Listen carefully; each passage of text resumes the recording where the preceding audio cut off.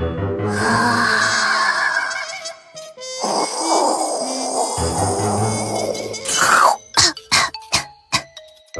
菜，最近铲屎官的呼噜声简直要三番屋顶了。他现在一睡着就开始打雷，吵得我连夜间的狩猎训练都没法进行了。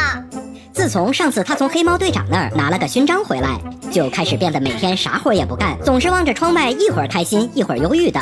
再后来甚至闭门不出，成天吃起了各种零食，甚至还喝上了酒，不但把自己弄得醉醺醺的，还变得越来越胖了。所以我觉得他打呼噜可能和这些改变有关。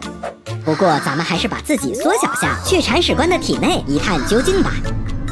你看，现在咱们所处的位置是铲屎官口腔和鼻子的连接处，在这里我们能清晰地看到他在睡觉时是怎么呼吸的。在正常情况下，空气会从鼻腔及口腔进入，经过会厌平滑流入气管。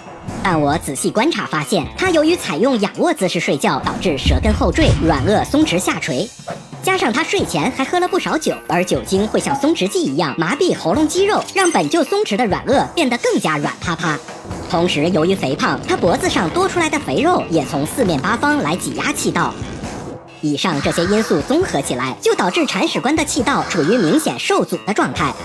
所以当气流试图通过这些变窄的通道时，这些软组织就会像被吹动的风铃一样嗡嗡震动，发出如雷鸣般响亮的声音。原来呼噜声就是这么来的呀！可他有时候还会像被掐住脖子一样，甚至会10秒以上都不出气，然后突然哈的猛吸一口气，就又能喘气了。这种情况一般也叫睡眠呼吸暂停综合征。简单来说，就是当气道被肥肉、松弛的软腭堵得严严实实时，空气彻底断流，呼吸道也就被完完全全堵死了。那他不会因此憋死吗？一般来说，当血氧浓度跌破90%时，大脑会像触电般紧急启动呼吸中枢，强制肌肉收缩来恢复呼吸。但长期这样折腾下去，越变越严重，他的心脏就会像超负荷的发动机，出现高血压、冠心病，甚至心梗。